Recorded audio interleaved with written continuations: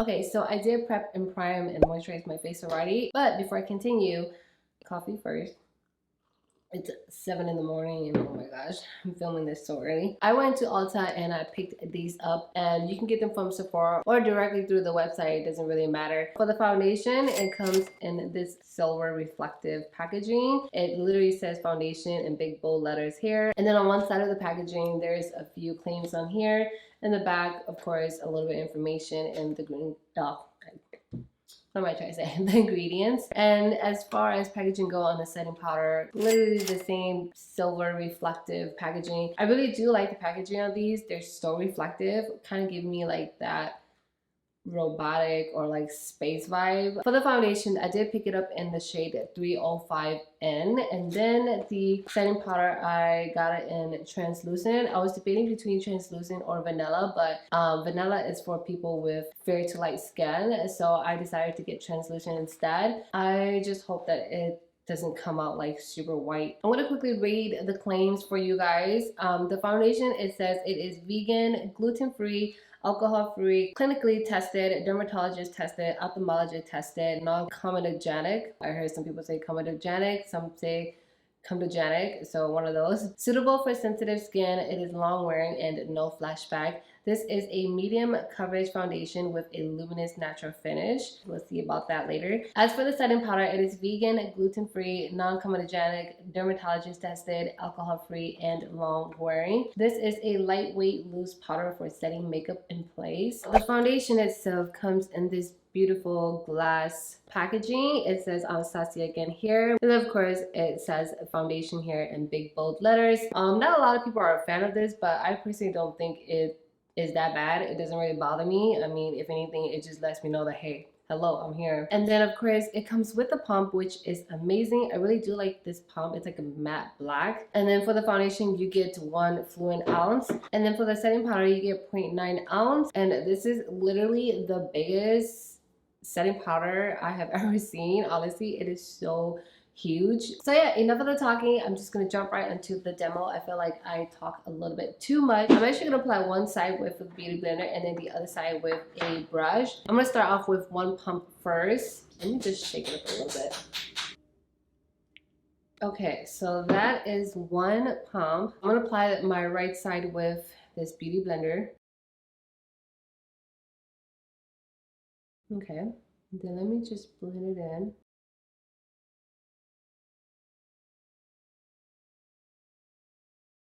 Right off the bat, I can see how luminous it looks already. And I have to say, this looks like this is my shade. Oh, okay. It doesn't have a scent, which is a good thing. So this is how the first layer looks like compared to this side. As you can see, all my flaws. And honestly, I don't think it's that bad. So I'm gonna go in with one more layer or one more pump, and we will see how well the coverage is. Yeah, this is definitely a medium coverage. I can see that. You know, I really do like this shade. I'm a little bit shook, but we'll see if it oxidizes later as well. It blends beautifully. This is a really, really nice foundation. I really do like the finished look. It gives you that nice, luminous, glowy, skin-like finish, but not so like overly glowy where you look greasy and oily. It is definitely a medium coverage. I mean, if you look carefully, this side compared to this side, there's really not much of a difference. Like if you look here, you can still see like my redness peeping through, and I can kind of see like my vein here too, which is kind of strange. I've never really paid attention to that. I just noticed that now. I do have a little bit of acne here and there. You can kind of see that peeping through as well. I honestly don't mind the coverage, even though it's not a full coverage foundation. I do like the medium look. I think it looks really subtle. I feel like sometimes full coverage foundation can be a little bit too much, especially during summertime. Now I'm going to apply foundation on this side using a brush. For the brush, I will be using this Tempt 2 brush. This is a foundation brush. I'm gonna go in with one pump first.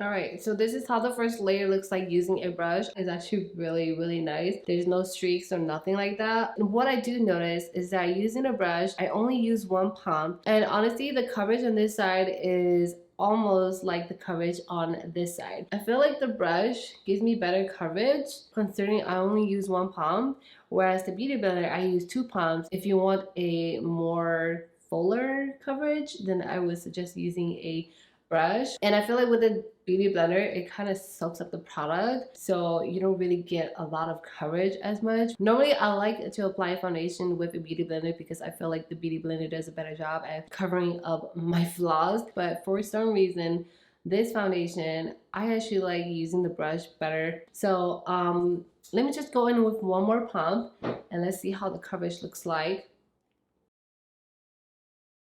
Yeah, the brush is definitely giving me better coverage, as you can see, compared to this. Wow.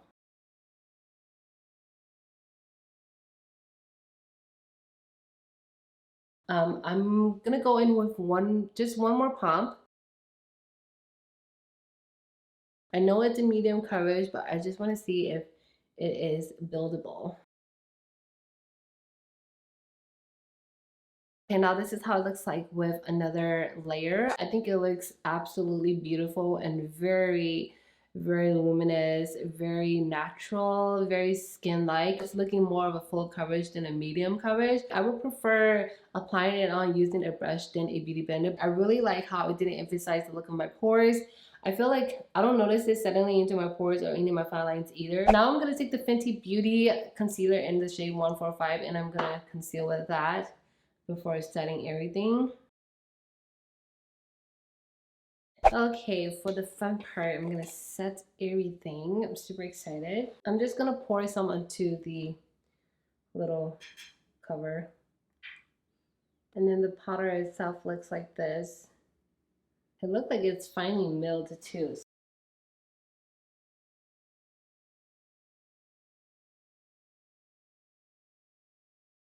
It's a super fine powder, which I really like. And then I'm gonna set my forehead as well.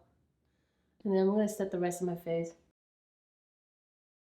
It doesn't look cakey at all. It doesn't look powdery at all. If anything, it just smoothed out my pores. And I do like that it didn't enhance my pores either. And it's actually really nice, to be honest. And I do believe that it is a true translucent setting powder. This one doesn't make me look super white or super pale. So I really do like this setting powder. This right here is definitely a keeper. All right, so that is that. What I'm gonna do now is I am gonna go finish the rest of my face and maybe fix my hair a little bit, change up my clothes, and then I will be right back. Oh my goodness.